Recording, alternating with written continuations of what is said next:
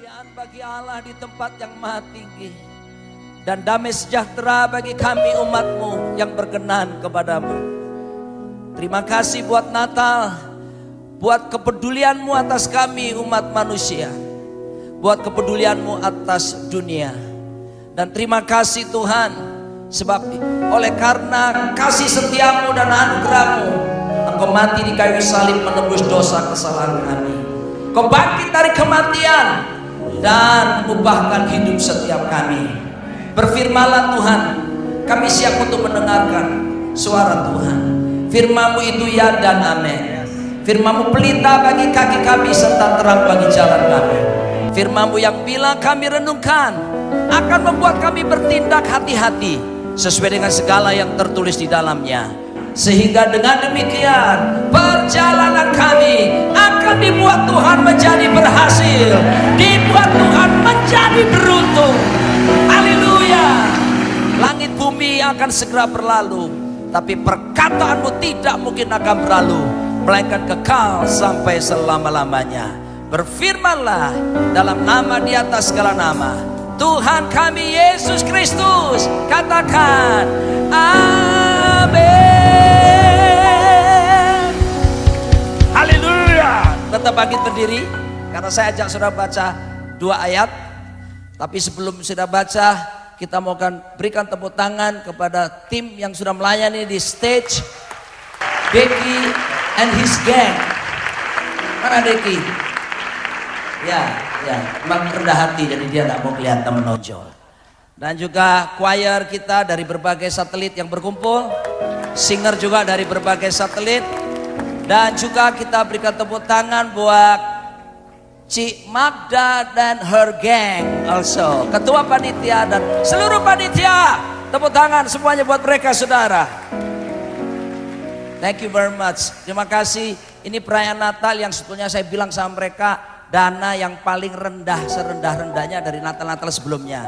Tapi saya nikmati hadirat Tuhan di sini. Haleluya. Jadi bukan masalah duitnya ya. Yang penting kehadiran Tuhan. Kita baca firman Tuhan bersama-sama.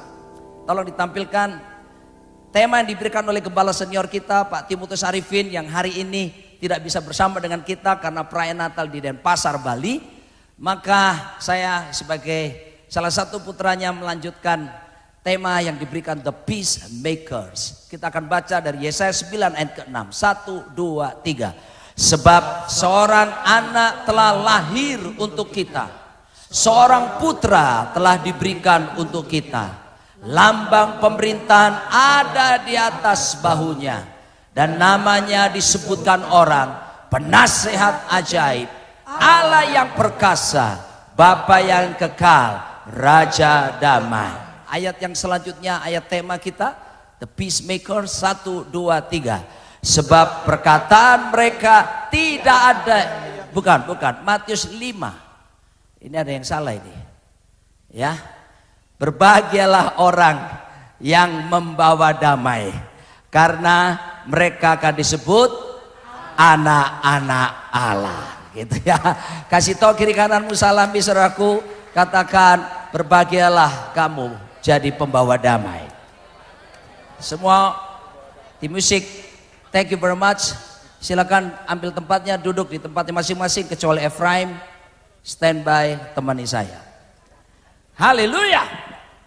Saudara, kita sedang memperingati satu pribadi yang paling mengundang kontroversi di seluruh dunia, but not negative controversy. The most controversial person in the world. Siapa lagi kalau bukan Yesus Kristus? Kita lihat saudaraku, sejak dia dilahirkan sudah mengundang perdebatan, kontroversi. Bagaimana mungkin bisa dilahirkan dari seorang perawan? Mana bisa, saudaraku. Ilmu pengetahuan manapun tidak akan pernah mengakui ini. Tetapi dia bukan dilahirkan dari benih seorang laki-laki biasa. Dia bukan dilahirkan dari keinginan seorang laki-laki biasa, tetapi dia dilahirkan oleh benih yang luar biasa dari Roh Kudus, keinginan Tuhan sendiri. Karena dia bukan cuma 100% manusia, dia juga 100% Allah yang datang kepada setiap kita. Belum lagi kehidupannya bikin kontroversi. Mujizat-mujizat yang dikerjakan, sampai-sampai orang Yahudi pada bilang, yang begini belum pernah kita kita lihat, keren abis man, cool man. Saudaraku dikasih Tuhan, belum lagi pengajarannya. Para imam waktu itu mengajarkan mata ganti mata, gigi ganti gigi. Dia datang dengan pengajaran yang berbeda. Dia berkata, kalau ada orang menampar pipi kananmu, serahkan pipi kirimu. Kalau ada orang yang menganiaya kamu, berdoa buat mereka, ampuni mereka yang bersalah kepada kamu. Saudara bayangkan kalau seandainya kita mengikuti mata ganti mata, gigi ganti gigi, tidak ada satu orang pun yang datang ikut ibadah Natal saat ini dengan mata lengkap dan gigi yang lengkap. Betul? Tapi terpujilah Yesus, Raja di atas segala raja. Dia datang membawa pembaharuan. Saudaraku, belum lagi dia mengajarkan pengajaran yang tidak pernah masuk akal dalam pikiran mereka waktu itu. Dia mengajarkan pemerintahan yang lain. Pemerintah yang bukan berasal dari bumi ini. The kingdom of God. Pemerintahan kerajaan Allah. Yang tak pernah berkesudahan. Yang tidak mungkin bisa digoncangkan oleh apapun. Saudaraku, ini pribadi yang luar biasa. Dan Alkitab pernah berkata tadi, yang kita baca Yesaya yang ke-9 ayat ke-6. Namanya disebut, saudaraku, kunci F, Efraim. Itu kamu ada bersama saya di sini. Dia disebut sebagai penasihat ajaib. F. Namanya penasihat ajaib, Allah yang perkasa, Bapa yang kekal, Raja damai. Perhatikan disebut the Prince of Peace, Raja damai. Alkitab tidak menyebutkan Yesus nabi, tapi raja. Saudaraku dikasih Tuhan, apa bedanya nabi dengan raja? Nabi itu tidak pernah punya kerajaan. Tetapi Yesus disebut sebagai raja karena dia punya kerajaan. Kerajaannya kerajaan Allah, kerajaan yang tak berkesudahan. Dan kita yang percaya kepadanya, kita disebut sebagai putra-putri kerajaannya, warga negara kerajaan Allah. Berapa banyak saudara bangga diangkat jadi warga negara kerajaan Allah? Haleluya. Saudaraku dikasih Tuhan, itulah Yesus. Dan raja menggambarkan kerajaannya. Jenis kerajaannya menggambarkan pula yang disebut dengan karakternya. Dan karakter, salah satu karakter Tuhan kita, dia adalah pembawa damai. Saudaraku dikasih Tuhan, kita akan lihat dalam slide yang selanjutnya. Yesus berkata, berbahagialah orang yang membawa damai, karena mereka disebut anak-anak Allah. Kata berbahagia di sini itu dalam bahasa Yunani dipakai makarios. Makarios itu sama dengan happiness, happy. Makarios itu juga saudaraku mengandung pengertian secara sederhana begini. Bahagianya Tuhan ditanam di dalam diri kita. Saudara percaya Tuhanmu Tuhan bahagia? Bayangkan kalau saudara melakukan firman Tuhan jadi pembawa damai. Bahagianya dia dimasukkan, ditanam dalam diri kita. Saudaraku dikasih Tuhan, slide yang selanjutnya. Tapi saya harus beritahu bahwa yang disebut nanti Efraim, oke, nanti saya kasih aba-aba. Kalau gini C, D, E, F, G. Kalau gini marah saya sama kamu. Ya, tapi tetap ada bis. Kok bisa sih Pak? Bercanda aja. Makarios bukanlah tujuan. Makarios hanya kendaraan menuju tujuan. Happiness, saya harus beritahu saudara, kita ini tidak boleh mengejar kebahagiaan. Tujuan hidup kita bukan kebahagiaan. Our goal of our life, the goal of our life is godliness, not happiness. Happiness is only kendaraan menuju godliness. Saudaraku, Tuhan menginginkan kita mengerti supaya motivasi hati, apa yang kita kejar jangan sampai salah. Sebab saudaraku, kita akan jadi sama dengan apa yang kita kejar. Saudaraku dikasih Tuhan, our main goal in life is not happiness, but godliness. Not reputation, but karakter. Tujuan kita bukanlah, saudaraku, kebahagiaan biasa. Orang dunia bisa bahagia loh saudara. Kalau mereka saling sayang suami istri, tidak berantem, mereka juga bisa bahagia loh. Bahagia menurut kamus adalah mendapatkan apa yang dibutuhkan. Apabila orang menerima apa yang dibutuhkan, maka kamus definisi bahagia mengatakan itu artinya bahagia. Jadi saudaraku, di luar sana juga harus kita akui banyak orang yang bahagia. Mereka ingin punya rumah, mereka punya rumah. Mereka ingin punya mobil, mereka punya mobil. Mereka ingin punya tabungan yang banyak, mereka bisa dapatkan. Dan mereka bilang itu bahagia. Tapi yang saya masukkan, saudaraku, ini bukan tujuan kita. Bahagia adalah cuma sekedar kendaraan menuju tujuan. Ya, bukan reputasi tujuan hidup, tetapi karakterlah yang harusnya menjadi tujuan hidup. Tolong perhatikan ini, jangan sampai kita salah saudaraku. Bukan kekayaan, not wealth, but virtue. Kebajikan itu loh yang harus jadi tujuan, bukan hartanya. Mark Zuckerberg, pendiri Facebook. Satu kali dia ditanya oleh banyak orang, kenapa kamu mengawini gadis Chinese yang gak cantik? Banyak gadis Chinese yang cantik jelita, seksi, menjanjikan bodinya dan parasnya. Kok kamu nikahi perempuan Cina yang sederhana dan gak cantik? Mark menjawab, pemilik daripada Facebook yang kaya raya ini. Dia bilang begini, aku ketemu wanita ini ketika aku antri toilet. Dan ketika aku ketemu dia, aku lihat dia wanita sederhana dan bersahaja. Dia waktu saya berkenalan dengan dia dan membangun hubungan, dia tidak minta macam-macam padahal dia tahu saya orang kaya. Dia tidak nuntut macam-macam dalam pernikahan dan meminta sesuatu. Dia terima saya apa adanya dan bukan ada apanya. Dan saya melihat ada sesuatu yang cantik di dalam dirinya.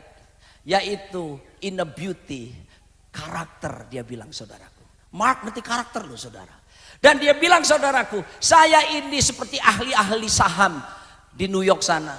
Ahli saham tidak mungkin beli saham atau investasi kepada suatu perusahaan yang dia tahu bahwa masa depannya suram. Dia bilang gini, tubuh wanita dan wajah wanita makin lama makin bisa jawab sendiri. Halo, saya banyak ketemu teman-teman SMA saya, saudaraku, ketika SMA cantik-cantik. Dan ada yang beberapa dari mereka yang saya naksir tapi dalam hati. Karena kecantikan dan keelokan bodinya. Tapi sekian tahun gak ketemu, 30 tahun gak ketemu. Waktu ketemu saya lihat, oh mama, terima kasih saya gak jadi sama dia. Terjadi pelebaran ke kanan ke kiri dan bertambah luas wilayahnya. Belum lagi kulitnya mengeriput dan rambutnya memutih di sana sini. Saya beritahu saudara, apa yang saudara kejar? Seorang kaya raya seperti Mark Zuckerberg, dia donasikan uangnya puluhan miliar dolar Amerika. Come on man, miliar dolar loh. Dia bagikan untuk kesejahteraan manusia yang lain. Dia bagikan. Dia memilih hidup sederhana. Dia bilang, ya cukup ini aja lah, aku gak usah macam-macam. Dan istrinya menerima dia apa adanya. Dan bukan kekayaan. Dia mengedepankan kebajikan. Virtue. Kebajikan seharusnya lebih. Kebajikan itu tujuan. Kekayaan itu hanya kendaraan. Kasih tahu sebelahmu, kekayaan cuma kendaraan. Menuju tujuan. Not fame but faith. Bukan kemasyuran, bukan popularitas itu tujuan. Itu hanya kendaraan. Tapi tujuan adalah faith. Faith, iman adalah segala-galanya. Amen. The just shall live by faith. Orang benar hidup karena iman, karena percayanya. Not the approval of man. Bukan perkenanan manusia yang menjadi tujuan kita dengar saudara. But the approval of God himself. Tujuan hidupmu harus perkenanan kepada Tuhan. Kalau perkenanan pada manusia saudaraku, itu kendaraan menuju tujuan. Jadi tolong baik-baik, ingat baik-baik. Di perayaan Natal ini, Supaya kita jangan sampai mengejar kendaraannya, tapi kita melupakan tujuannya. Kita sekarang mau mengejar tujuannya. Berapa banyak saudara setuju dengan saya? Kita kejar tujuannya, bukan sekedar kendaraannya. Saudara aku dikasih Tuhan, next slide. What is the meaning of peace? Kita lihat selanjutnya. Peace is not the absence of conflict. Damai itu bukan berarti tidak adanya konflik, saudaraku.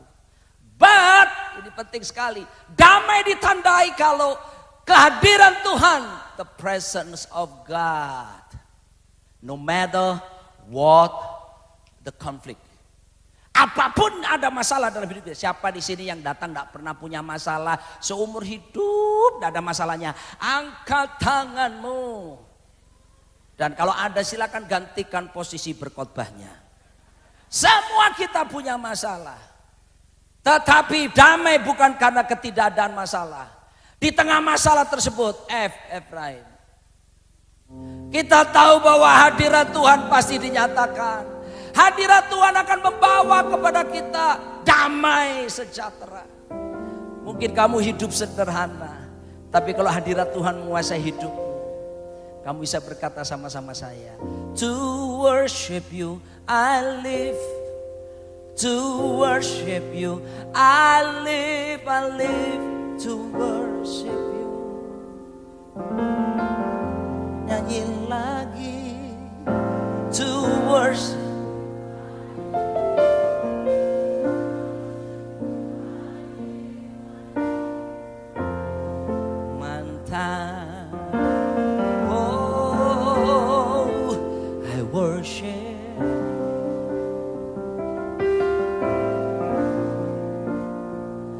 I worship. Lebih keras lagi, I worship you, I worship.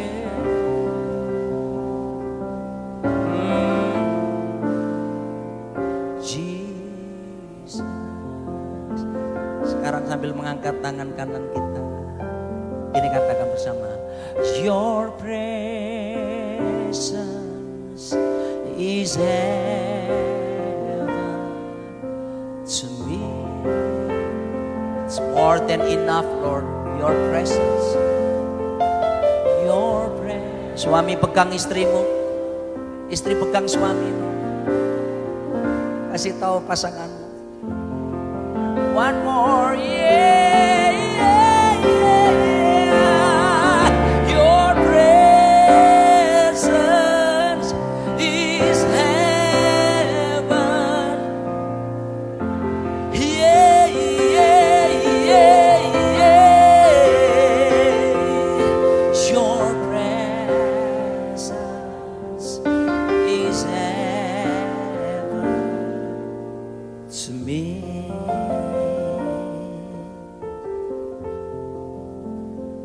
And apa itu damai sekarang? Lanjutkan slide-nya yang tadi. Saudaraku dikasih Tuhan, kita bisa mulai mempraktekkan jadi pembawa damai. Mulailah dengan sebuah senyuman. Coba saudara senyumi kiri kanan. Mother Teresa berkata, a smile is the beginning of peace. Coba lihat kiri kanan saudara, kasih senyum. Jemaat GBI Rock Jakarta, Jabodetabek akan dikenal sebagai jemaat yang murah hati, murah senyum. Gratis, tidak perlu bayar, tapi yang nerima enak, adem. Saudara aku dikasih Tuhan, mari saya akan tunjukkan kepada saudara betapa damai akan datang.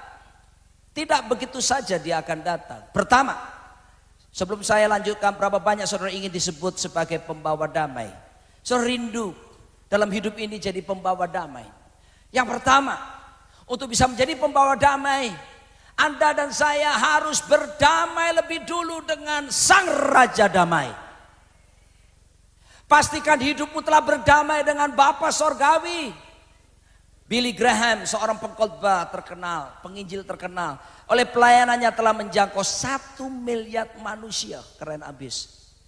Dalam salah satu tulisannya dan khotbahnya yang terkenal, dia berkata, judulnya adalah Berdamai dengan Allah. Sebelum lebih jauh untuk menjadi pembawa damai, yakinkan saudara berdamai dengan Tuhan lebih dulu. Bagaimana tanda kita berdamai dengan Tuhan? Kita bertobat dari segala dosa dan pelanggaran kita. Kita meninggalkan hidup lama, membuka hati bagi Yesus Kristus sebagai Tuhan dan Juru Selamat serta Raja kita. Ketika kita berdamai dengan Bapa Sorgawi, itu langkah awal saudaraku untuk dipersiapkan menjadi pembawa damai. Sesudah itu saudaraku, Anda akan menerima apa yang disebut dengan anugerah demi anugerah Tuhan. Yang pertama itulah namanya the saving grace, anugerah keselamatan. Efesus pasal 2 ayat ke-8. Kita diselamatkan oleh karena anugerah, bukan usaha kita sendiri.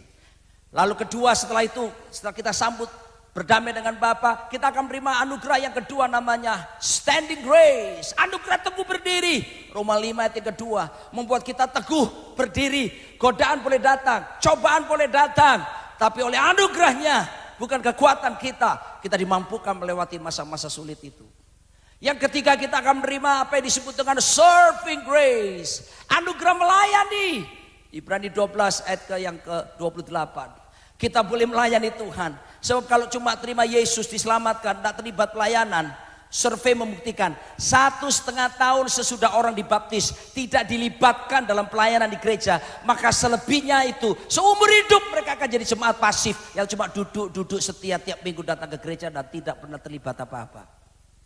Anda butuh yang disebut serving grace untuk melayani Tuhan dalam seluruh aspek hidup Anda. Your mission field is where God puts you. Ladang misimu, ladang pelayananmu adalah tempat di mana Anda ditempatkan Tuhan di situ. Lalu kemudian Tuhan berikan kita yang disebut dengan singing grace, anugerah untuk memuji. Kolose 3 ayat yang ke-10. Oh, memuji Tuhan menjadi gaya hidup, bukan karena suaranya, tetapi karena mementingkan relationship with God, kedekatan persekutuan dengan Tuhan, sehingga hidup intim dengan Tuhan. Singing grace, haleluya. Dan yang kelima anugerah yang kita terima adalah yang disebut dengan sufficient grace. 2 Korintus pasal 12 ayat ke-9 dan ke-10. Anugerah yang Rasul Paulus katakan justru dalam kelemahan kuasa Tuhan semakin sempurna. Saudaraku, menjadi kuat karena ada anugerah.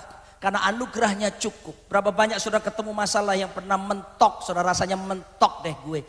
Aduh gue mentok deh. Berapa banyak? Saya sering kali loh di Jakarta. Sedikit sekali ya, kok di sini lebih hebat dari saya semua orang-orang di sini. Siapa yang pernah sampai mentok rasanya udah nggak bisa mikir apa-apa, saudaraku. Dengar saudara, di saat saya mentok seperti tadi dan beberapa kita angkat tangan, saya selalu berkata, Lord help me, I can't handle it. Lord help me. Dan Tuhan menurunkan kepada saya yang namanya sufficient grace. Lalu saya bangkit berdiri, saya kuat. Saya akan berkata, rawi-rawi rantas, malang-malang tuntas. Oh, otot kawat balung besi, keringat wedang jahe. Itu Gatot Kaca, saudara. Tapi yang jelas saya diberi semangat baru oleh Tuhan. Bukannya konflik pergi begitu saja. Masalah pergi, tidak. Bedanya sufficient grace, anugerah yang cukup menopang saya. Sehingga saya bisa berkata seperti lagu yang satu ini. Kunci G. Lebih tinggi lagi Efraim. Lebih tinggi lagi. Lebih tinggi lagi. Ku tak akan menyerah pada apapun juga sebelum ku coba semua yang ku bisa. Nyanyi. Kepada kehendakmu hatiku percaya Tuhan punya rencana. Saudaraku dikasih Tuhan, setelah berdamai dengan Tuhan, terima 5 anugerah ini, maka langkah berikutnya harus berdamai dengan siapa? Diri kita sendiri dulu. Ada banyak orang tidak bisa terima dirinya, mungkin karena fisiknya, atau karena dilahirkan dari keluarga yang miskin, atau nggak jelas siapa orang tuanya, atau banyak kendala yang lain. Dan selalu berkata, aku benci menerima diriku sendiri. Waktu saya belum sungguh-sungguh bertobat, saya benci lihat diri saya sendiri. Kenapa? Pendek, Ketinggian cuma 158 cm saja. Masuk TNI Polri ditolak tegas. Karena tidak memenuhi syarat ketinggian. Jalan dengan cewek yang tinggi minder habis. Bingung gimana caranya. Rasanya ingin merubah jalan dengan cara berjalan begini. Supaya menyamai ketinggian. Tapi tidak saya lakukan karena saya malu. Oh saudaraku, kurang bisa menerima. Saya tidak berdamai dengan diri saya sendiri. Dan akibatnya minder saudaraku. Minder itu pula yang memacu saya untuk menunjukkan kepada teman-teman saya yang lain SMA. Aku boleh pendek, minder. Tapi aku punya kekuatan yang lain. Saya sengaja gonta-ganti cewek. Ya laku juga saudara.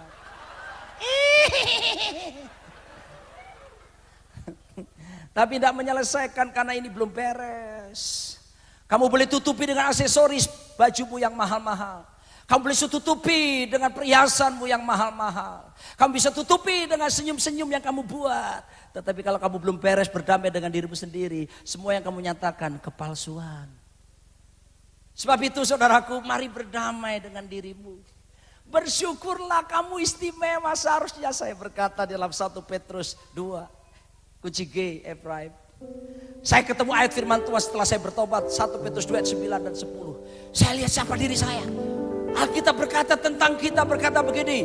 Kamulah bangsa yang terpilih, imamat rajani, bangsa yang kudus, umat kepunyaan Allah, untuk memberitakan perbuatannya yang memanggil engkau dari gelap pada terangnya yang ajaib. Saya lihat Roni badan boleh pendek. Kalau orang Surabaya bilang cili are sadu ane, itu bercandanya orang Surabaya. Bukan itu maksud saya. Badan boleh pendek, tapi kamu bangsa yang terpilih, imamat rajani, bangsa kudus, umat kepunyaan Tuhan. Wah, saya melihat sebagaimana Tuhan melihat saya, dan saya berdamai dengan diri saya sendiri. Lalu saya sadar, lah ngapain saya minder? Papaku pendek, mamaku pendek. Ya jelas aku maka saya akhirnya bersyukur. Dan saya bisa bernyanyi seperti ini. D. Sebelumnya kasih tahu kiri kananmu, kamu bukan orang lain, kamu bangsa terpilih. Kamu umat pilihan Tuhan. Kamu bangsa kudus, kamu umat kepunyaan Tuhan. Kamu berharga di mata Tuhan. Saya bisa berkata sampai sekarang, thank you Jesus. Bersyukur sama. Wuhui. Jesus, thank you Jesus. Oh, it's only by your grace that I could live today. Forever I will praise your name. Pola pandangku berubah. Aku berdamai dengan Tuhan, sudah beres. Aku udah beres dengan diriku sendiri. Ahai! Mana Sepdi? Sepdi mana? Sepdi, gimana ahainya? Sepdi, ayolah, lagi kurang keras.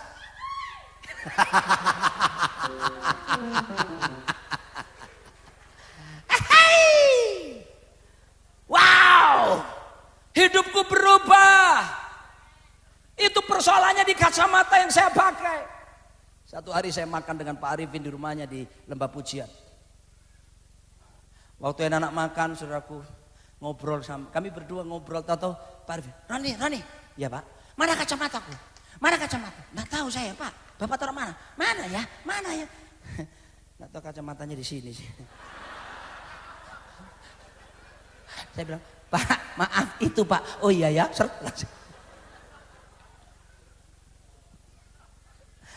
Jangan bilang ke Pak Arifin ya.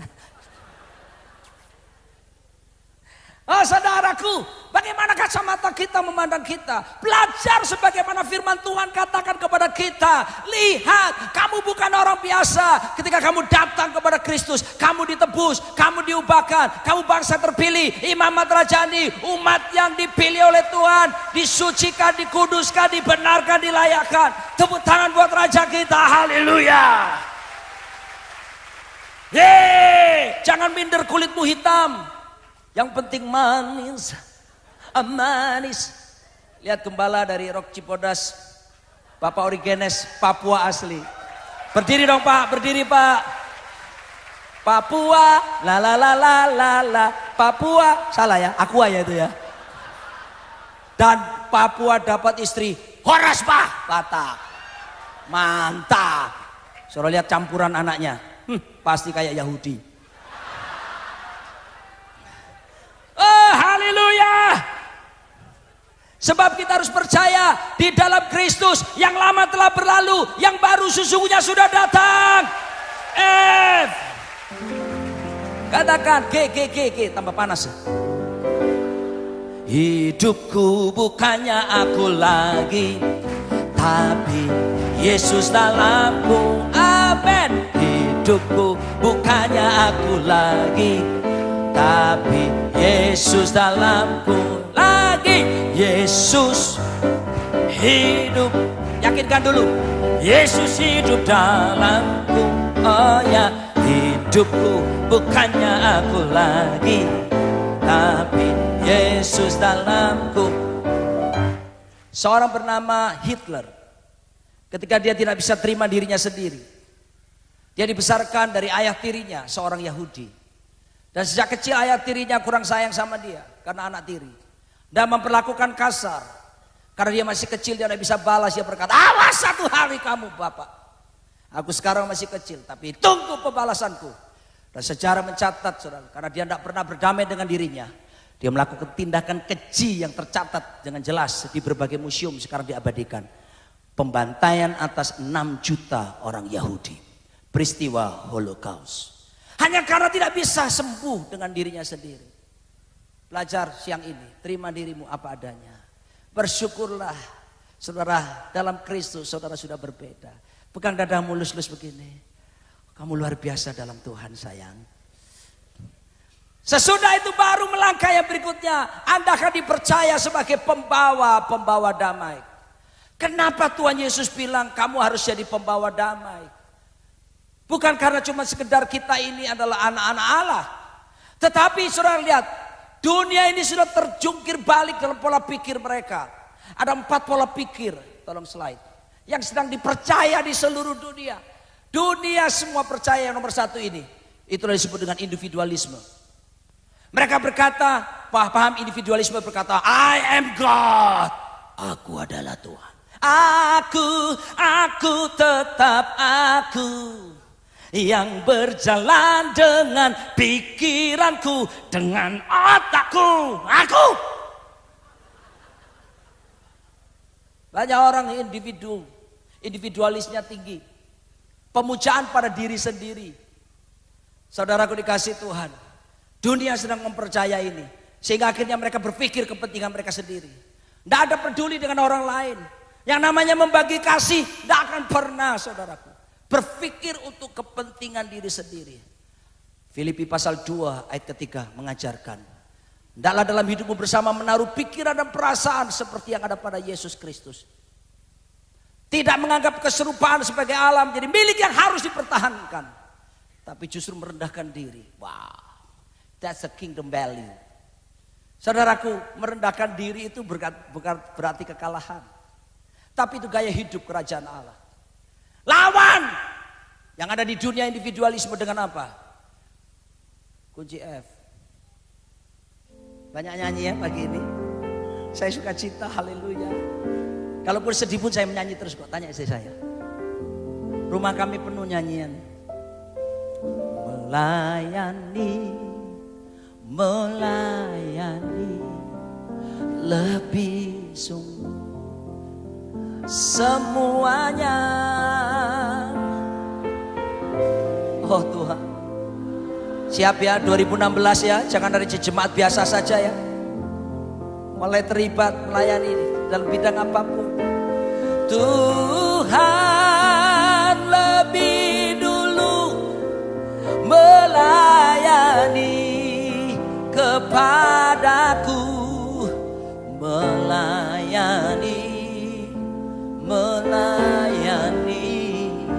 lebih sungguh. Kita jadi pembawa damai di tengah dunia yang individualisme ini. Kita datang dengan sebagai pembawa damai dengan apa? Tunjukkan sikap melayani. Saudara, ada seorang budayawan yang terkenal di negeri ini yang sering tampil di TV One. Orangnya nyantrik, biasa pakai topi koboi, pinter main saksofon. Dia buat statement bagus sekali. Para pejabat negara kita ini, kalau mau pingin terjadi revolusi mental, jangan mau dilayani, tapi datang untuk melayani. Yesus Kristus 2000 tahun yang lalu dia berkata, anak manusia datang bukan untuk dilayani, melainkan untuk melayani. Bahkan memberi nyawa bagi tebusan banyak orang. Kasih tahu kiri kanan saudara, melayani jauh lebih baik daripada dilayani. Karena kalau melayani Anda sedang mematahkan segala paham individualis. Gaya pikir dunia yang kedua, itu yang disebut dengan materialisme. Materi, ukurannya duit. Segala sesuatu diukur karena harta. Segala sesuatu diukur karena kepemilikan. Oh saudaraku, there is no ownership in the kingdom of God. Tidak ada kepemilikan dalam kerajaan Allah. Semua itu diberikan oleh Tuhan untuk kita kelola. Dan jangan pernah kita membedakan orang hanya karena yang dimiliki orang lain. Dan jangan pernah minder hanya karena saudara tidak punya apa-apa. Dan jangan merasa saudara lebih hebat karena saudara memakai apa-apa. Harga dirimu tidak ditentukan barang atau merek yang kamu pakai. Harga dirimu ditentukan kamu sedang berjalan dengan siapa. Amin. Oh saudaraku, lawan dengan Lukas 24. Lawan dengan gaya hidup memberi. Lawan dengan hidup generous giving. Kemurahan hati untuk memberi. Ketika Anda rajin menabur untuk orang-orang miskin, janda-janda yang betul-betul janda.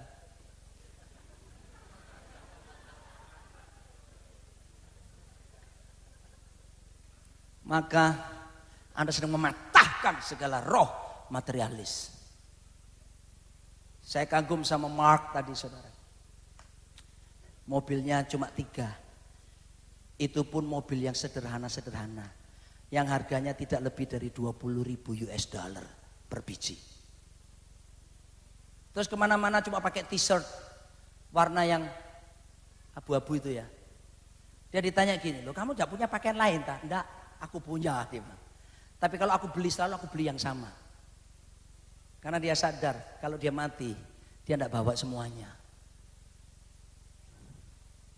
Dia bisa antri bebas di toilet tanpa harus ada 100 bodyguard yang mengelilinginya. Saya pikir hamba Tuhan tuh kayak Pak Arif itu enak saudara.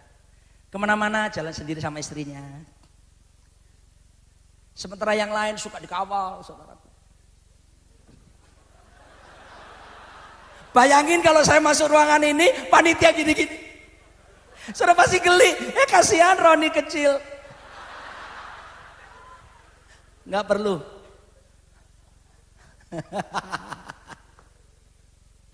Oh saudaraku, mari kita bersyukur dengan apa yang Tuhan nyatakan dalam diri kita. Amin. Hidupmu tidak ditentukan dari apa yang kamu punya. Mari kita belajar memperkaya inner beauty yang ada di sini, yang di dalam, yang ada di sini, yang ada di sini. Yang ketiga, pola pikir dunia mengajarkan hedonisme. Wow, mereka berkata happiness is God. Oh, yang penting happy. Waduh saudaraku, pengejaran kesenangan, party to party, pesta kepada pesta. Oh saudaraku, suami sakit kepala. Saya pernah jalan-jalan ke Sacramento di California. Dan situ old town-nya, saya lihat mereka itu tempat koboi. Mereka jualan kaos-kaos saudaraku, t-shirt yang statementnya bagus. Ya, stiker dari seorang ayah ngomong sama istrinya, "Mam, I'm not a ATM mesin. Mama, aku bukan mesin ATM. Beberapa saudara matanya enggak enak lihat saya. Saudaraku dikasih Tuhan, hedonisme mengejar kesenangan. Tapi ada kesenangan yang lain yang seharusnya kita punya. Lagu lama berkata, ini semua tidak disiapkan loh lagu-lagunya. Muncul dengan begitu saja saudara ya. Kesenangan di hatiku yang tidak pernah layu. Kesenangan dari Tuhan di sepanjang perjalanan. Kesukaan yang heran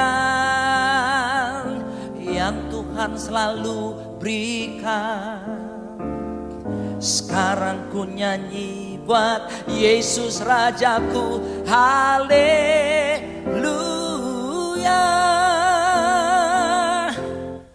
Senang karena apa? Bukan karena yang dari luar, tapi dari dalam. Yesus berkata, kalau kita mengizinkan Dia menguasai kita, damai sejahteramu akan mengalir seperti aliran-aliran air sungai yang mengalir. Lawan saudaraku pemikiran hedonisme ini. Kesenangan yang mengatakan pleasure without pain. Pengen seneng tok, gak mau bayar harga. Lawan dengan gaya hidup apa saudaraku? Sangkal diri pikul salib. 1 Korintus 10:13. Lawan dengan bertahan dalam penderitaan.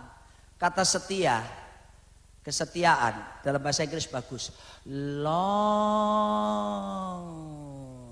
suffering. Bukan long suffering. Long suffering. Kadang-kala Tuhan izinkan. Gua gak salah, gua difitnah. Gua gak salah tapi kok diomongin jelek. Gak apa-apa saudara. Itu proses menuju karakter. Jangan sibuk sama kendaraannya. Kejarlah tujuannya. Terpuji nama Tuhan. Saya sudah mau selesai. Yang terakhir, pola pandang dunia setelah individualisme, materialisme, hedonisme. Yang keempat adalah sosialisme. Mereka berkata government is God. Pemerintahan itu adalah Tuhan.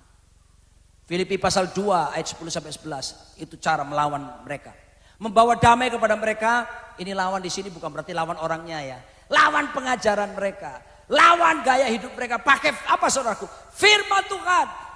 Dan nyatakan kepada mereka bahwa seperti Kisah Rasul berkata 4 ayat 21. Bahwa keselamatan tidak ada nama lain. Di bawah kolong langit ini tidak ada nama lain yang manusia bisa diselamatkan. Kecuali ada di dalam satu nama. Siapa namanya? Yesus Kristus Tuhan. Tapi kalau saudara cuma ngomong tok tentang Yesus tanpa bukti pribadi kita yang menyatakan Yesus, ya mereka tidak mau percaya. Biarlah Yesus yang di dalam dirimu nyata. Yesus berkata, adalah terangmu bercahaya di depan semua orang.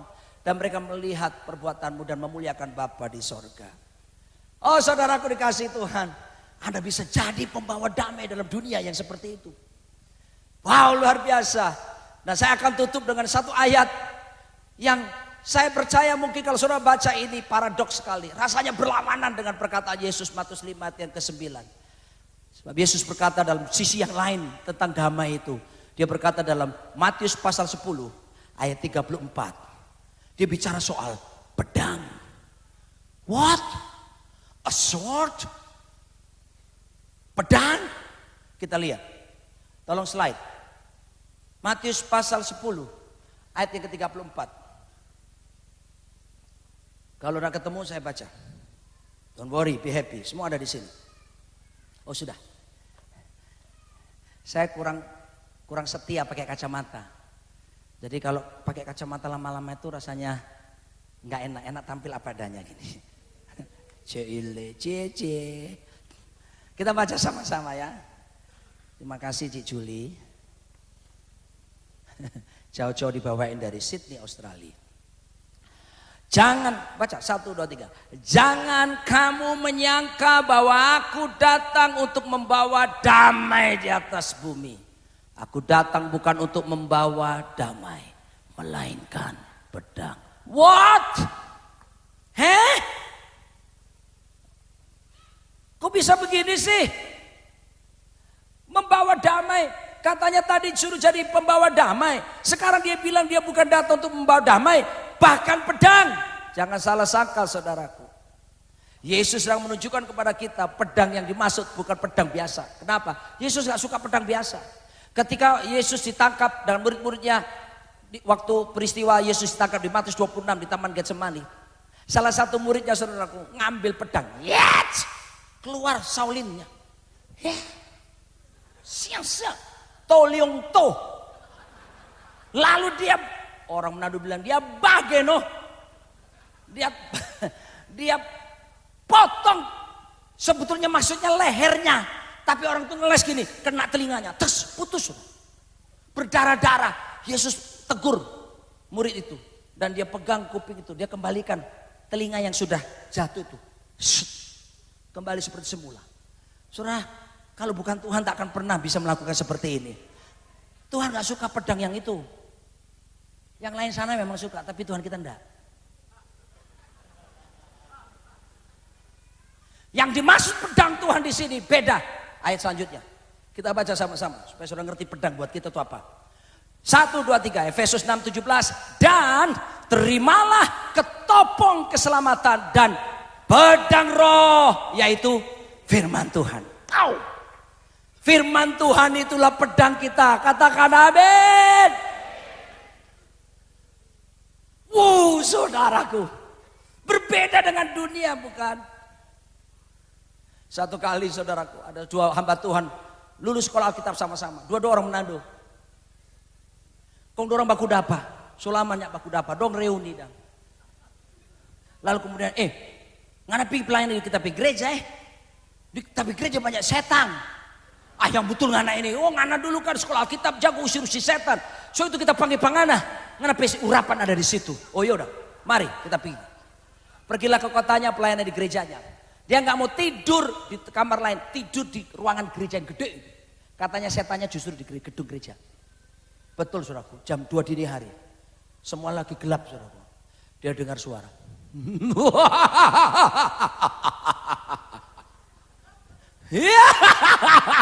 Dia terbang. Dia lihat saudaraku. Ternyata dari belakang datang makhluk besar hitam. Tiba-tiba dia mengusir, nggak keluar. Orang bilang tak kancing. Tak kancing di pemulu. Ini boleh bahas suara. Coba kong dia lari di mimbar. Dia ambil gitar, biola, apa saja musik. Karena dia percaya dalam pujian penyembahan ada kuasa. Lalu dia usir setan.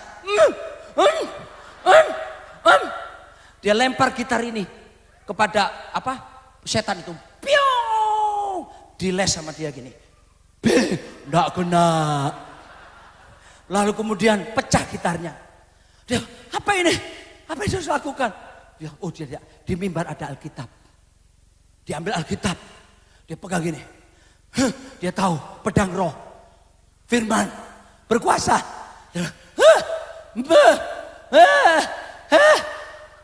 Iblisnya. Dia lempar itu setan pakai Alkitab, ngeles lagi, nggak kena. Bingung dia, apa ini? Apa ini? Apa ini? Oh dia lihat saudaraku, dia lihat ada apa? Kantong kolektor, kantong persembahan, tidak ada lain soalnya. Setannya malah lari. Oh ternyata setan pelit ada banyak di gereja saudara.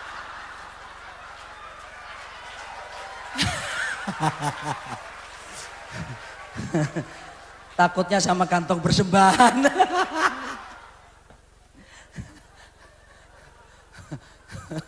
Gitu. Maksud saya, ini cuma ceritanya orang Manado, saudara. Saya pinjam. Orang Manado itu macam-macam. Doa Bapak kami dirubah versi Manado. Itu rampai Bapak di sorga. Di kudus akang Bapak pe nama dah. Datang Bapak pe kerajaan. Kong jadi dong ngana pe kehendak di bumi sama yang DP di sorga. Yang anehnya begini, jangan membawa kami ke dalam pencobaan, dirubah. Jangan bawa torang sama pencobaan, karena torang sudah biasa masuk sendiri.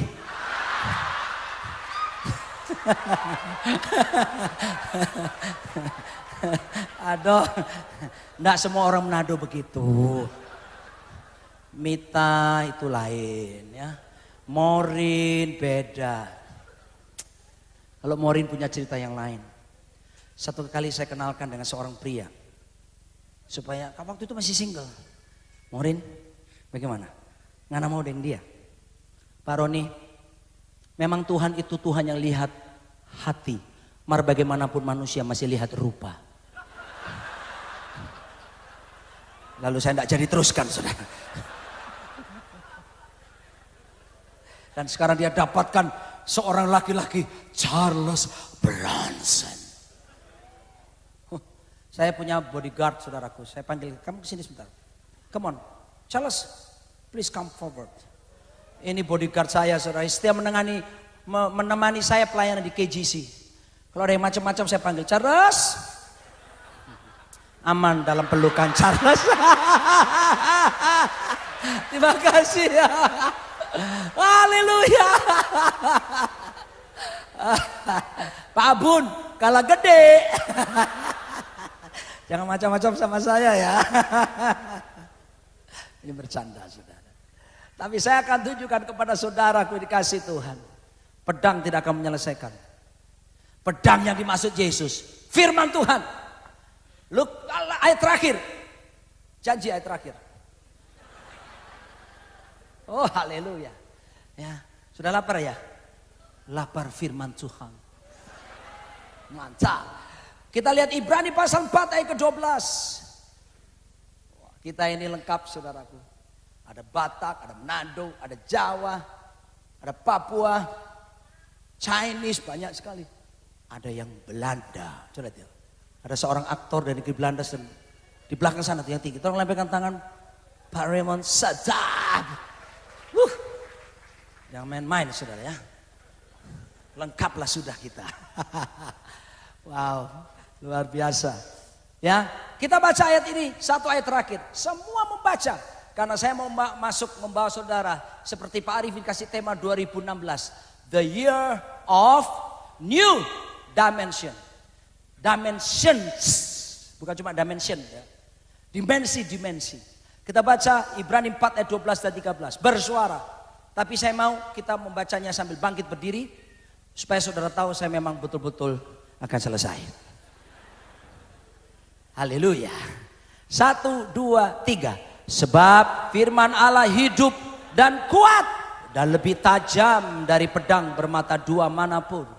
Ia menusuk amat dalam sampai memisahkan jiwa dan roh. Sendi-sendi dan sumsum. Ia sanggup membedakan pertimbangan dan pikiran hati kita.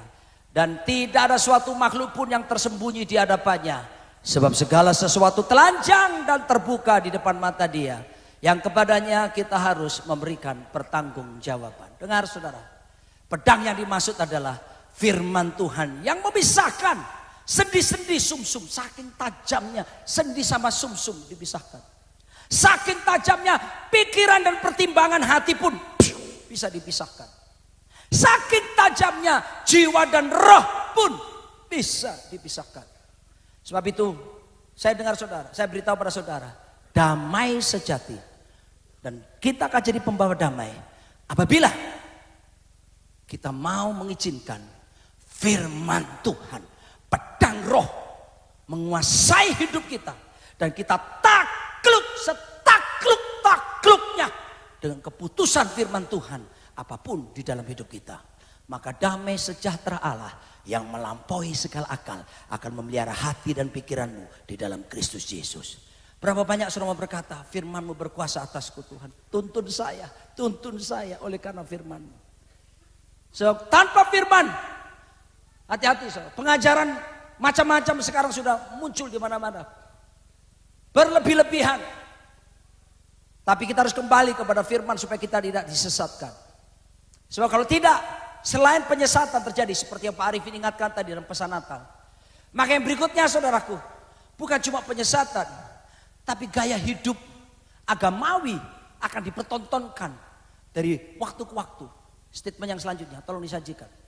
Saya sudah siapkan statement ini, bisa dikutip. Statement ini dikirim sama Pak Arifin kepada kami. Terus, a church can have all the programs in the world, but if people aren't changing, all you have is religion, a show on Sundays. Sebuah gereja, kamu bisa punya semua program yang dimiliki dunia, tapi kalau jemaat tidak berubah, umatnya tidak berubah, semua yang kita punya ini disebut sebatas agama, agamawi doang, yang cuma kelihatan muncul setiap hari Minggu. Dijauhkan itu dari keluarga besar GBI Rock.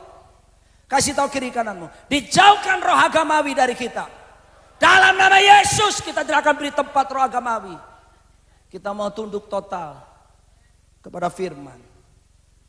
Saya kutipan khotbah saya sendiri. Damai sejati apabila kita telah menaklukkan diri kita dengan pedang firman, sehingga hidup dalam ketaatan total. Have a joyful Christmas 2015 and have a most blessed New Year 2016. And by faith entering the year of new dimensions. God bless you all.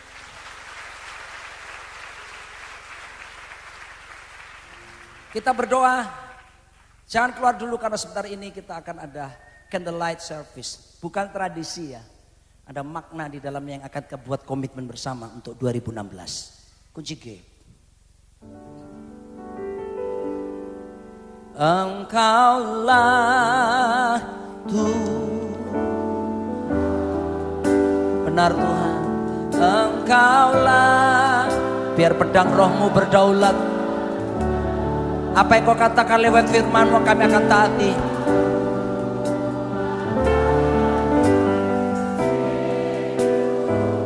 Ku berserah, Engkaulah